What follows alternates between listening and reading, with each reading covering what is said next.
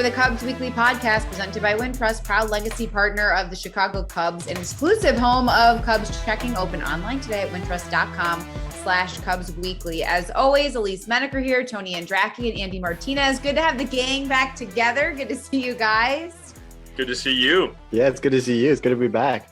It is good to be back, and it would be good to see a Cubs win soon. I know that they're on a tough stretch right now, an 8-game losing streak, but I tell you what, Wilson Contreras continues to just be Contreras, really, and have a great season. A couple of home runs in game 1 against the Padres. Or is that game 2 now? Have I even lost track? Game 2. Yeah, it was game 2. What day is it?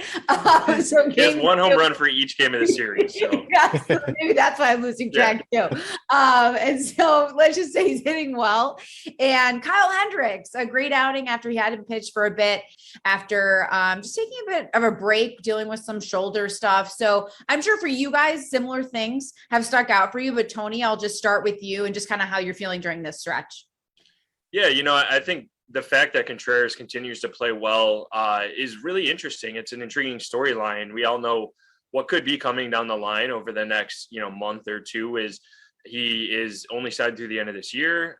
Barring an extension, he will probably be traded in August. I know Jed Hoyer has already talked about the possibility of that kind of happening if the team doesn't have a turnaround here. And, that 8-game losing streak obviously makes that even tougher than it was before. But, Contreras is having the best season of his career, and he came into spring training very relaxed and sure of himself. And he's going out there and proving it. And I think that's really, it's cool. It's interesting. He's in line, I think, to be the easy choice as the NL starter at catcher in the All-Star game in about a month. So, that's all fascinating. And then, I think, for the team, for Kyle Hendricks to come back and pitch well, even though the bullpen, struggled after he came out of the game. I think that was a huge positive to know that Hendricks is a little bit back to what everybody was expecting him to be, what he expected, what the Cubs expected, and what fans have been searching for him for really the last 2 years. Yeah, and for me, it's kind of piggybacking off of that is Justin Steele. I mean, I thought he looked really, really good in game 1 in San Diego, or against San Diego, excuse me. I think it was what was most remarkable about the start. Normally when you see 7 innings with 1-run ball against Yu Darvish, you're going to say that the one-run ball or 1 run allowed, keeping the team in the game was the most impressive thing. But what was most impressive is, I mean, there was a real possibility David Ross was going to have to turn to his bullpen in the second inning. He took a comebacker from Jake Cronenworth that he tried to catch with his hand, and he after he got the next pitch was an out, and then he was the trainers came out and were looking at him like, I'm sure we were all thinking the same thing, like, right, like, like this was that series in New York where you were burning through bullpen arms. You're thinking, oh no, great, here comes another game, and where that's going to happen. And for him to fight back and go 7 innings was really remarkable. I think you would have taken, after that injury, you would have taken 2 innings, let alone 7. So, that was really impressive to me. And it's been back-to-back solid starts from Justin Steele. I think, that's one of the, seeing these young pitching arms. We're going to see another one Wednesday. Caleb Kilian, he's making his second major league start, seeing these young arms as they're coming up. Keegan Thompson, we've seen what he's done out of the pen. That's what I've been kind of keeping my eye on, especially with Justin Steele. Yeah. And I think too, going off of that, like what Kyle Hendricks said after his start, just the pieces not coming together at once, that you have moments where the starters shine and moments where the bullpen shine and moments where the bats shine. And now you just really need all of that to come together. We see time and time again how they jump out to leads in the first inning and just can't hang on to them now as of late. So you just feel like, they're in these games for a stretch. I know sometimes they're getting away from them late, but they're in it, they're competing. I still love the energy and the fight that this team has. And you like to see the sparks, especially like from Contreras. I love even the dynamic of Contreras and Morrell at the top and just what they bring, how they feed off of each other, especially with guys like Hendricks, who's coming back after we talked about like a little bit of a break. And then Steele too, I think really positive to see him push through that, knowing that his team needed him, and just still pitched well. It wasn't just about being out there, but he pitched well. And I thought that was really promising too. And so you're just hopeful that now moving forward, he should be okay after that. that. But yeah, and you mentioned it that now we'll get another look at a top prospect, Andy and Caleb Kilian, and his first time out. I thought we've talked about it before on the pod where he just looked like a ball player out there. In his first outing against St. Louis, he had 5 innings, 3 hits, 3 earned runs, a couple of walks, and 6 strikeouts. And Andy, I'll go to you first. I think really we're all probably thinking the same thing. He just had 1 bad inning. And when you're talking about a debut at Wrigley, I'll take 1 bad inning when, there's probably a lot going through his mind and the emotions. Yeah, and the circumstances around that game, right? You're playing the rival St. Louis Cardinals, right? Yeah, are no slouch. That's a pretty potent lineup. Sunday Night Baseball, just like everything going into it. Totally. It's not the most pitcher friendly environment to be pitching in to make your major league debut, and that's one thing David Ross mentioned. After the game 2 in San Diego, there's no reason to put expectations or try to tinker anything with him. Like, just let him go out there and pitch. And what he did last time was good enough. And if he does that again, David Ross said, it gives us a chance to win. And that's really all you can ask for from a rookie pitcher making his second start. You're not trying to have him go out there and strike everyone out and go 8 innings and, 8 shutout innings or whatever. You're just wanting him to pitch how he has been pitching, because what he's been doing so far has been obviously clearly very successful. And if he can continue to do that, it's going to stymie hitters. And then, eventually after, maybe 5, 10, whatever, how many starts you want to say, maybe then you start tinkering some things. But right now, just let him go do his thing and let him pitch how he knows he can.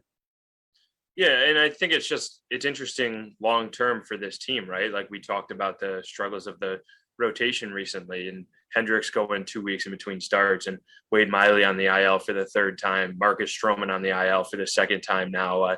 Keegan Thompson, I think, only got 11 outs over his last 2 starts, after being really the all-star of the staff for the first 2 months of the season. So to have that and to be able to have some of these positives of Hendricks coming back, pitching well, and then to see what Caleb Kilian can be. I mean, there's clearly an opening in this staff, in this rotation, to continue this forward. And we've seen what Christopher Morel has done when he's had the opportunity. So, if Kilian can come back, if maybe he is here to stay, we don't know how it's going to play out. And, we're talking before his second start here, but I think it's exciting and it's really interesting to see, what he can do. Cause like you said, Elise, he did look like a ball player. And I was really impressed with, after the struggles and losing command in the 4th inning, coming back out in the 5th inning and getting 2 of that doubleheader and getting through, a tough Cardinals lineup right there. So I think that showed a little bit what he's made of. And now after he had his journey, he had his debut, all of that. I'm curious to see if there is an extended run in the big league rotation and what that might look like. He had a couple of things to go off of what you guys were saying. One, Tony, to your point, and a good one, how we mentioned that one rough inning for him and how he came back after it and bounced back, and Ross giving the opportunity to do that. And that's something that when I talked to pitching coach Ron Vallone down in Iowa about, something that sticks out about Kilian is to summarize it in a word, it's like his maturity, the way he's able to make in-game adjustments and just how aware he is of himself and his own game. And that's really what sticks out to him about Kilian, is just that self-awareness.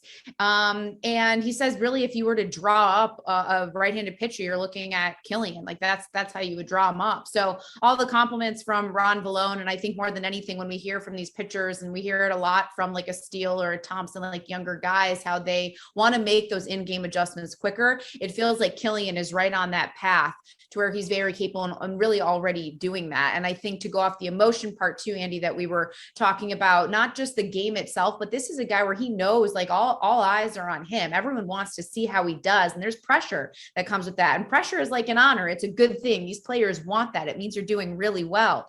But I think too, just to see the way he managed it and came out and is able to calm himself. And I'm curious to see after a start and then actually going down to Iowa, probably working on some things, getting that taste, the hunger to want to go back up then too. And he probably wants to show hey, I can be here to stay. And he wants to show how consistent he can be in a game and kind of take away us talking about like one inning, for instance, which is us, for a debut, almost like nitpicking for what's anticipated to be like who's anticipated to be a star. We kind of have talked about it a little bit, but for more on Steele, just because we talk about the state of the rotation too, and just how much this team right now needs the arm, needs the depth. So Tony, just from what you've seen out of Steele, the way he powered through his last outing after he mentioned he got hit by the pitch and just kind of had something on his finger, just what sticks out to you when you watch him over these last couple outings? I think it's the efficiency because, and really that all starts with the fastball command. He's had fastball command and he's able to use it on both sides of the plate, to up and down, and to both hitters, righties and lefties. And we know that John Lester advice, how that helped him before that Sunday Night Baseball start on the last homestand. And that certainly helped, I think, for sure. But, I think he's just been so efficient. He only needed 77 pitches in 7 innings, a couple nights ago. He threw 60 of his 77 pitches for strikes. He only has 4 strikeouts over the past 14 innings, but I think it's just, he's getting a lot of weak contact. He's getting a lot of ground balls. He's pitching, economically to get to that point. And for a guy who's only had one career start of 7 innings to go back-to-back 7-inning starts, like that's huge. And it's huge for all the other reasons we talked about for this rotation. The Cubs have needed a lift. And, unfortunately the Cubs haven't won either of those games, but it's definitely not through any fault of Justin Steele and what he's done out there on the mound. So I think it's really impressive and really something that will bear watching moving forward, because if he can really carve out and become a guy in this rotation that, hey, 2023, 2024 and beyond, he's a guy, he's a lefty in the rotation and break things up too as well. Like that's huge. That's a big part of this team and moving forward. So what Justin Steele does over the next 2.5, 3 months is going to be very, very big for the future of this franchise. And I think, last year we saw that outing against Pittsburgh where, up to that point, we thought that was his best career start. I think it was like 7 innings and he was very solid in that start. I think we're seeing that version of Justin Steele in these last 2 starts, which is bodes really, really well for the Cubs.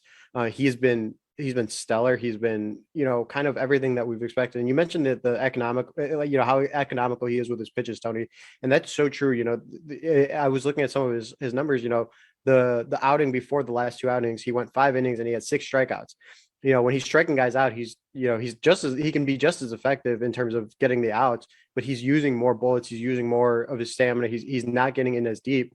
And in the situation the Cubs are in right now, where I think it's 17 games in 17 days, you'll gladly take, 1, 2, 3 strikeout games if he's going 7 innings and it's saving your bullpen another day. That's what's been really impressive about Justin Steele. I think he did it a little bit last year. There were innings, maybe not complete outings, but there are innings where, okay, he gets a runner on base. Like, let me just attack these hitters and try and induce a ground ball double play. Let me go after hitters and instead of maybe a 7-8 pitch at bat, it's a 2-3 pitch at bat that comes out in a fly ball or a ground out to short. That's what's been impressive about Justin Steele, and that's what we're kind of have been seeing the last 2 starts out of him. And I can't help just but think that he's kind of like in that groove, right? When we talk about these starts, I just keep thinking about how this season he was very deliberate in putting on weight before coming into the season, because he feels that throughout the season he loses weight. So it just sounds like the way it kind of balances out over time. He just wanted to be at a certain place during the season. And I just bring that up because to me, everything he does is like very deliberate. So given what I just mentioned, it just feels like now he's probably kind of in this time where he's just kind of like, I even mentioned with Kyle Hendricks there, you get in a groove during a season and Hendricks still feels like he's in some ways searching for that. But you kind of feel like now with what we've seen out of Steele, that maybe he's finding that, and that's just part of it. As these guys, we keep in mind, like with the shortened spring and just even going back a couple of years, like what that's been like. So as guys just kind of find that, I definitely think, like you guys were hitting on, he has the tools. I mean, he's a lefty arm. He could be a legitimate starter. He is a legitimate starter. And just as he continues to grow in that role, I think there's a lot of upside, and that's what everyone sees in the organization with Justin Steele. So I think it's just exciting when we see, what he can do moving forward, especially when you need it, it's just that much sweeter to see. We talk about needing the arms, and that's kind of where Eric Stout has stepped in, coming up from Iowa, local guy. And Andy, I know that you guys write all the stories and I talk about them usually on air, but this is kind of like a writer's dream, right? Like a guy who said even he had some workouts. He's like, I'm choosing Wrigley. I'm going there. I'm not going to the Royals camp. Like, I'm going to do that. And I think you just love to hear those things, and you love to see someone like that make their debut at Wrigley. Yeah, and David Ross mentioned, when they called Eric Stout up, there is something to, getting to play for your hometown team. He mentioned himself being from Tallahassee, northern Florida. The Braves are the team, and being able to be the local team and put on their jersey is something special. And Eric Stout, yeah, you mentioned it. When he was in the pre-draft process, the Royals, who ended up taking him in the draft, invited him to a pre-draft workout on the same day the Cubs had invited him to a pre-draft workout at Wrigley Field. And Stout's like, he called the Royals. He says, I have to go to Wrigley. Like, I need to go to Wrigley. And then he even mentioned, which was a little like, I guess surprising to me. He mentioned to him, the call up to the Chicago Cubs was more, to him, meant more than his call up to the big leagues for the first time.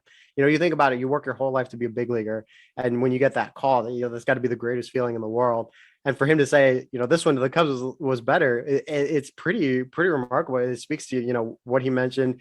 He had his 91-year-old grandma, who hardly has left the house the last 2 years because of COVID and everything going on. She was in attendance at Wrigley. He had friends and family. He called up his buddies from high school, said, "You guys got to get bleacher tickets for tonight's game because I'm going to be pitching." And it was just a heartwarming story. And to top it all off, he missed his tea time. He was mentioning a bunch. There's a group of 8 Iowa Cub players on Mondays. Yeah. It was Mondays are off days, and you go golfing when you're in the minor leagues, and he called up the guys. He's like, "Hey guys, I'm missing my tea time," and he never misses a tea time. But I think you'll make an exception when you get called up to the big leagues to miss a tea time. Yeah, and I think it's cool to hear not only the stories; those stories are really cool. And I go back to like Tommy Nance last year, and obviously Christopher Morel, Brandon Hughes already this year, among others, Nelson Velasquez too. Like, they are really cool stories, but that guys know that they are getting an opportunity with the Cubs right now. And you heard Stout talk about it when he was called up before this series against the Padres, understanding and seeing what's going on when you're in AAA or even AA at times, knowing what's going on at the big league level and knowing that there might be an opportunity. And that's what it is. The 2022 Cubs are all about opportunity right now. And Eric Stout has the opportunity to pitch for his hometown team, to carve out a role for himself as a left-handed reliever in the bullpen, maybe even a multi-inning reliever as well, because that's something that he can do and was doing very well at AAA. So I think it's cool to see guys recognize the opportunity and talk about it. We heard Adrian Sampson last year talk about it like Game of Thrones kind of is, there's a lot of positions up for grabs. And, can Stout be that guy? I don't know. But like, it's a cool story, and it's cool to see how these things play out, because Brandon Hughes kind of looks like that guy, and Christopher Morel kind of looks like that guy. And maybe Caleb Kilian can be, maybe Stout can be like, it's cool to see how this plays out. So even though the record isn't where the Cubs or fans want it to be, some of these stories I think are really a nice kind of heartwarming part of the season. Yeah, I'm with you. That's exactly. Go ahead, Andy. I was going to say really quick, and to that point, that's the thing too, is like, when Christopher Morel was called up, we kind of thought, okay, it's going to be a short stint, like, called up from AA, he's going to come back down. He has not left. Brandon Hughes was it seemed kind of the similar thing. They needed a lefty arm. He's going to be up for a few days and cover some innings. I know he was optioned, but he came right back up, and he really hasn't left. There's not to say, just because a guy's called up, he's going to be here for his cup of coffee. Like some of these guys have proven, you play well, and the Cubs will keep you up, and your cup of coffee turns into, a little bit longer than just a cup of coffee. Yeah. Or the goal is to make those decisions a lot harder, right? Like to just do the best you can to play well, like a Christopher Morel, like just what he's doing. He's playing well enough to where you've got to put his bat, you've got to put him in the lineup. And that is exactly, what you guys are hitting on. That's how I see the Stout situation is, as even Ross was asked about it in New York during the Yankees series, and just how guys are taking advantage of opportunities. And that's kind of like the point, like, can they take a hold of it and run run with it. And that's the fun part to watch. And kind of then almost ignoring the environment and like the surroundings that can come with that. Like we've talked about with a Kilian and kind of all eyes can be on you, but these guys are ready for the moment. They're hungry. They know the opportunity is out there. And so when they get it, these opportunities don't come all the time. So when you have them, you got to take advantage. And I think that's the fun part, to see these guys lay it all out there and to see how they can perform in these big situations, because while on the schedule, it may just be another game, it's a big deal for these players. And I think that's part of where that energy and excitement comes on this team when you see a new face and you want to see, well, who's this guy? How could he play? I heard about him in Iowa. What's he going to do up here now? Is he going to translate? Right. And I think that's part of the storylines now that we watch and that make it interesting to see what games transfer at the big league level. And sometimes you don't get a lot of time to do that. But then when you have someone like a Morrell who game after game, you're like, wait, whoa, what? Another hit? That, it's fun to watch. Ian Happ too has been a lot of fun to watch. He's had a great season, definitely in that all-star conversation. And so Tony, just for you, what sticks out to you when you think about Happ this season? Is the bat, is the defense, is it both? I think it's both, but it's really particularly with the bat, it's both sides of the plate. And I know you talked about it, at least on the broadcast last night or Tuesday night's game, just how his swing has improved from the right side. And that was an area of weakness for him over the last couple of years. But really, it's also from both sides of the plate, it's the contact. He's making more contact. He's not chasing as much. He's not swinging and missing as much. And he's not striking out as much. And like, his power is still there. I mean, but this guy has just been so impressive since like August 1st of last year, 114 games. He has a walk percentage about 12%, which is really good. Strikeout rate just under 25%, but he has a 281, 369, 519 slugging percentage. And he's been worth 3.7 WAR. That's not even like a full season. So he's like a near 5 WAR player since August 1st last year over the course of a full year. So yeah, defensively, he's obviously improved, but offensively, like he's locked down that number 3 spot in the order and looks the part too. Like he's been very good. And that power that we saw last year when he finally got to kind of get full-time playing time after the trade deadline, but he's carried it over this year and he's become a different hitter, a different player, but only to some extent. Like he's just improved and really enjoying this breakout that I think we all knew was coming. But I wasn't expecting it in this way, right? Like I thought it might still be some swing and miss in his game and maybe even a little bit more power, but now he's turned into a lot more of a contact type bat with power still. So it's been a really intriguing transformation, I'd say. Yeah, and to that point, I remember in spring training, Rick Sutcliffe on one of the spring training broadcasts, he said Ian Happ's going to be an all-star this year. And, I was like, he's got like, I was like, if he plays like he did in that second half, like, for sure, he's in the conversation. And, I was looking at the all-star ballot. I think there's only like 4 or 5 guys who have a higher OPS than him that are on the ballot. And, some of the names are like Mookie Betts, Juan Soto, guys who are, elite, the elite of the elite. And for him to put himself in that category is remarkable. He's been stellar offensively. And to your point, Tony, from the right side, he's getting his walks. He's taking the ball the other way. And from the left side, there was an at bat in game 2 against the Padres at Wrigley where he smoked the ball. And I was like, wow, like I heard it. Like, when you hear it, it was a ground out to second, I believe. But, that's what like he's doing. 105, 110 in that. Yeah, it was like 110 off the bat. Yeah. I remember. It was one of those where you're like, whoa, like that was loud. And that's what he's been doing. When he's not getting his hits, he's still hitting the ball hard. And I remember there was a point earlier in the season, where he had another one of those like 100-mile-an-hour off the bat that hit right into the shift. And he mentioned he's like, I can't wait for the shift to be banged. Because if it was, I think his numbers would probably even be a little bit higher, just the way he's hitting the ball. Yeah, I think it's just fun to see like everything come together. I think the defense helps the offense and the offense helps the defense. He gets consistency, and that includes obviously at the plate and in the field, because I think especially at times where if he hadn't been performing as well as he has at the plate, his defense was shining. We were like, he's making all these great catches out in left field. And I know that he's talked about like just getting to get to read the ball consistently out there, just playing one position over and over again, just getting used to it, getting settled in out there. And I think for me, that always helped. Like, so I know different players, like Chris Bryant's totally opposite, right? He would talk about all the time, put me wherever you want. So I think, for Happ, it sounds like he likes that consistency out there. And then I agree, impressive at the plate from both sides. I didn't even go back as far as you did, Tony, but I was just looking at some of his numbers, and his average and OBP on base percentage alone are the best right now, at least, that they have been when you compare it to other years. That right-handed average, I mean, that's at 354 right now compared to 243 lefties. So that's really nice to see. I mean, just how he's like turned things around on that side of the plate. So I think just like I said, to kind of intro the segment, he's just been fun to watch. It's fun to see a player who's has a lot of potential, and to see that coming out and the way it helps the team. Because, a lot of the times you need his bat in that lineup. Contreras can't do it all. Wisdom can't, always hit a home run every time at the plate. And so when you see, we love it and it's fun, but it doesn't happen. And so when Happ can kind of step in there and just be that consistent presence, it's just really great to see. So there has been another consistent presence in this lineup, and that is Christopher Morel. So coming up after this commercial break, we actually talk to one of his former coaches who has had a very big impression on him and how he's performing in the big leagues. So you're not going to want to miss this. Stick around on the Cubs Weekly Podcast.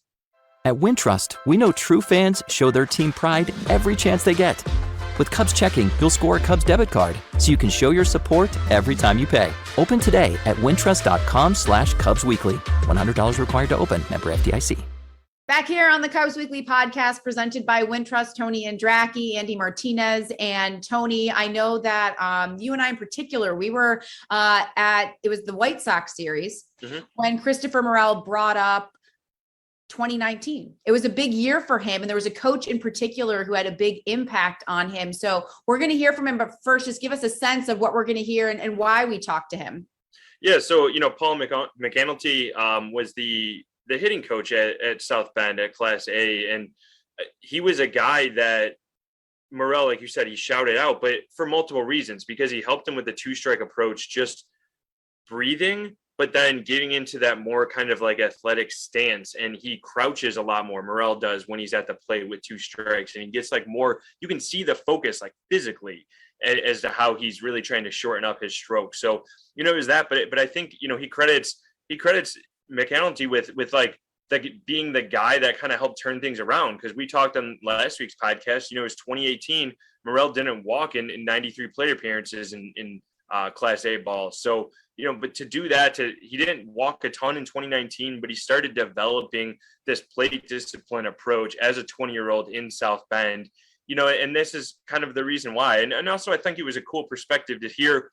It was only 2-3 years ago, but what Morel was like as a 20-year-old, as a 19-year-old in South Bend. And, a lot of the things I think that we've grown to know and love about Morel is that passion was there. And some of the things like, he would look into the dugout and end up like smiling and stuff and laughing with two strikes, and how coaches helped relax him at the plate and harness some of that energy. So I thought it was a really cool conversation to get a bit more perspective on how Morel became this guy that we've seen in the majors. And so for more on that perspective, let's go to that interview and hear just more about that 2019 season. Morel obviously has done awesome up here the last couple of weeks, but when we were chatting with him just about his two-strike approach and how he gets into all that, he threw your name out and mentioned how you were a huge proponent of, calming down in the box and really adjusting his two-strike approach. So I'm curious, like, what were your first impressions seeing Christopher Morel as a 20-year-old in A-ball there? Fun to watch. You know what I mean? You talk about a kid that's got a lot of energy. He's one of those kids that you trying to help him contain himself. He's one of those guys that's just naturally gifted, and when he tries to do too much, that's when he would get in trouble, if that makes sense. Yeah, it does. And I mean, was that part of your coaching and evaluation, was trying to get him to kind of harness that and not do too much? It was more along the lines of just trying to get him to trust himself. When you're a young player, you tend to want to you want to honestly do good, then you want to try harder, and then next thing you know, you're going outside of yourself. The whole thing with Chris, if you can keep him inside of, if he can stay within himself, he's just an absolutely fun player to watch. How did you see, like, it with that 2-strike approach in specific? I mean, he mentioned specifically with that you talked about breathing with him and making sure that he catches his breath, and we saw this really cool moment with Willson Contreras. I don't know if you happen to see it, but before Morrell had his first walk-off, he turned back and Willson reminded him to take a deep breath, to calm down, to take it all in, and then Morrell went back out there and took a look at a pitch that was real close, spit on one, and then ends up lifting a sac fly. But in talking to Morrell, he mentioned that the breath thing was something with you that you kind of brought up was, hey, catch your breath in the box, and it would help relax him and focus in, particularly with 2 strikes. Yes. That's something that, that was passed on to me that I learned, and a lot of players do. And you look at all the people, they all understand the importance. That's what helps slows the heart rate down. It helps you slow the game down. Some people do a breath just to do a breath, but if you do it with intent, like, I got to gather myself, and it helps you be present in that moment instead of, who cares if you got 2 strikes? You only need one. Kind of helps relax in that moment in time, to trust yourself. What does it say about a guy like Morrell too to be coachable in that aspect? As a 20-year-old, and then take it forward. I mean, the year before, I know you worked with him, he didn't have a walk over like a 93 plate appearances, and then he kind of develops this and his plate discipline grows and he improves with 2 strikes. And now a couple years later, he's in the big leagues doing some of the things that, you guys worked with. Like, what does it say about a guy like that to take some of these coaching lessons and then apply them so quickly over the course of his career as a young player? Well, it just shows you that there's aptitude there. That he has the ability to learn something. One of the things a coach says is always right. It's about picking up pieces here and there from everybody and kind of, determining what works for him, what works for me, and them turning it into their own ordeal, and that's what it's about. Chris found something that worked for him, and he's able to do it consistently and be consistent out on the field. I didn't do anything with the kid. I was just there to help him. Obviously, through experience and what I've learned throughout the course of years, and and he took what he felt he needed and made it his own. And now it's fun. I did see that moment, when he hit that home run. When I saw Willson Contreras doing that, man, I was like, oh yeah, here we go. But Morrell is one of those guys too, man. He would get to 2 strikes. He'd look in the dugout, and I'd look at him, and I'd remind him to breathe, and then I'd smile at him, laugh at him, and then all of a sudden he'd relax. When he's relaxed, it is so fun to watch. I mean, that guy plays with more energy than anybody I've ever seen. I'm a big fan, so now I'm just watching from afar.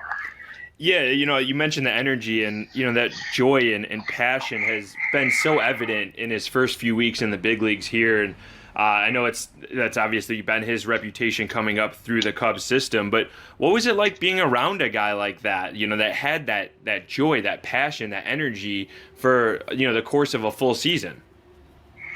It's infectious. It's one of the guys that, it's a true pleasure to be around, watch him work. He works harder than anybody that I've ever seen, and all that hard work is paying off for him.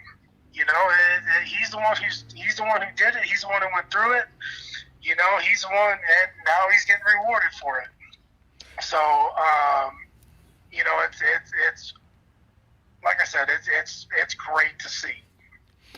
What do you think sets him apart? Obviously you've coached a lot of young players, and the talent is there for Morrell, but what kind of sets him apart as a player to make that jump from Double A to the big leagues that we just saw, and have success right away and set a new Cubs franchise record for 22 games on base to start his career? Like, what sets him apart, I guess, from maybe some of the other players that have maybe a similar talent level or are going through A ball that you've coached?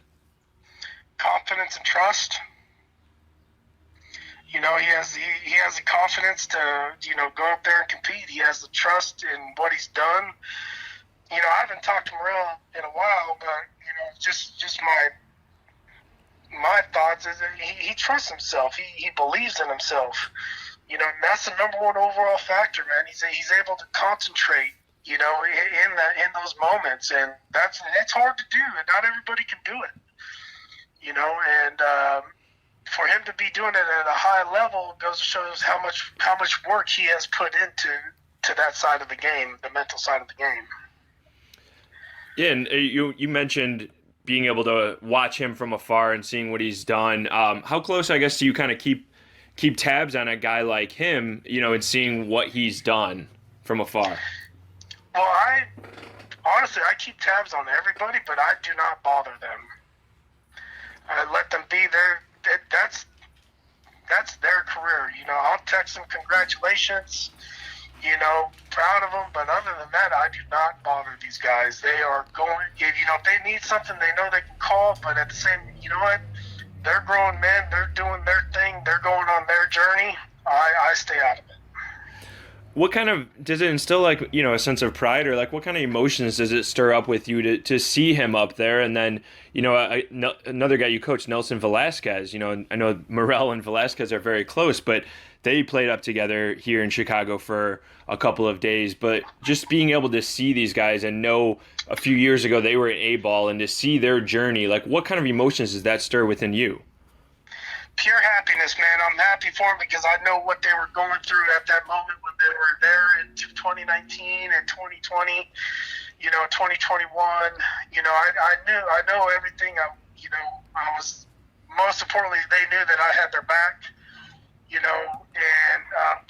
but they're the ones who did it. They're the ones who go through the grind. They're the ones who go through the struggle. They're the ones they're the ones, they get credit for everything, their success, my whole ordeal was trying to get them to trust themselves and being able to put in the work and trust it over a long period of time instead of trying to change things all the time. But man, I was ecstatic. Me personally, when I saw Nelson, when I saw Christopher, when I saw Brandon Hughes up there this year, it makes my heart happy, man, because those guys truly worked to get there, and they deserved it. Cool. Well, yeah, thank you so much, Paul. I really appreciate the time and your perspective here. Yeah, man, no problem, man. Those kids deserve it. I've been with them, and I'm happy as I'll get out for them, and I hope they're up there for 15 years. Really great perspective from Coach McAnulty. And Andy, I'll start with you and just kind of your impressions when you're able to get that glimpse at Morrell from a couple of years ago from one of his coaches.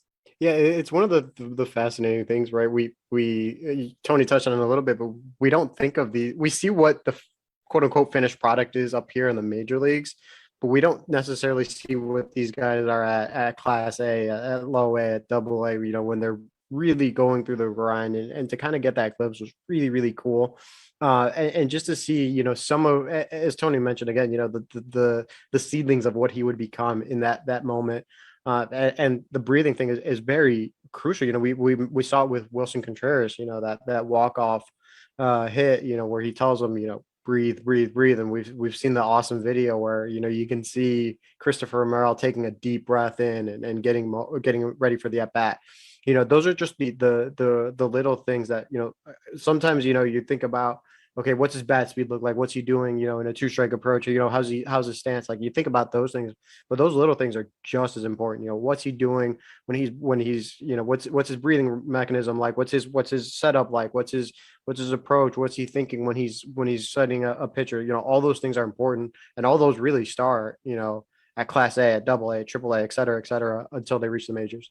Yeah, and I thought the most fascinating part, Andy, like you touched on with breathing, was, chatting with Paul, was he watched that Christopher Morel Wilson Contreras moment and saw like Wilson help calm him down, and McAnulty was like, oh, here we go, and so he like knew what was going to happen, because he knew once Morrell like relaxed that he was going to be able to get the job done, and hits the sac fly and walks off the game and stuff. So I think it's cool definitely to just hear these coaches and the people that helped Morrell get to this point.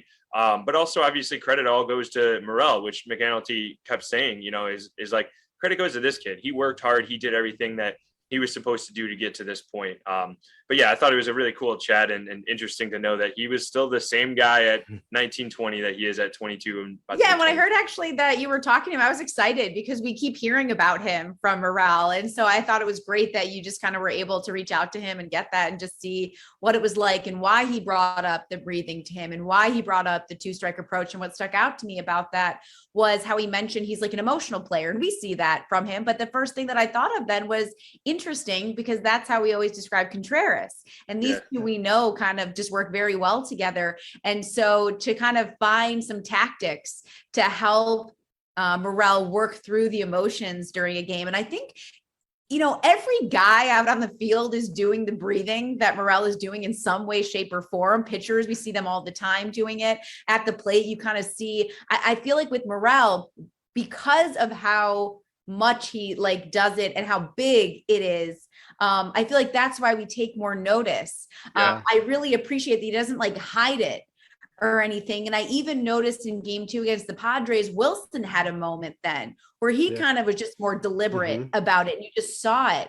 And so I think that's just part of Morrell being Morrell, that he's just going to kind of lay it out there. Here's who he is, and, take it or leave it. And that's the fun part about his game. But that's kind of what stuck out to me about the conversation, because it seems like, yeah, of course you need to do these things like during a game, but just to see it on full display for a younger player. And I think then to see him have success in those big moments, you start to see just how important doing the little things like that are. So yeah, I thought that was great, Tony. So it was a nice, fun perspective to get there. So we hope you liked our perspectives on the pod today, because that's going to do it for this edition of the Cubs Weekly Podcast presented by Wintrust. Don't forget to download and subscribe to the pod on Spotify or Apple Podcasts, and check us out in video form on the Marquee Sports Network app and YouTube. For Tony Andracki and Andy Martinez, I'm Elise Menaker. Thank you guys so much for watching.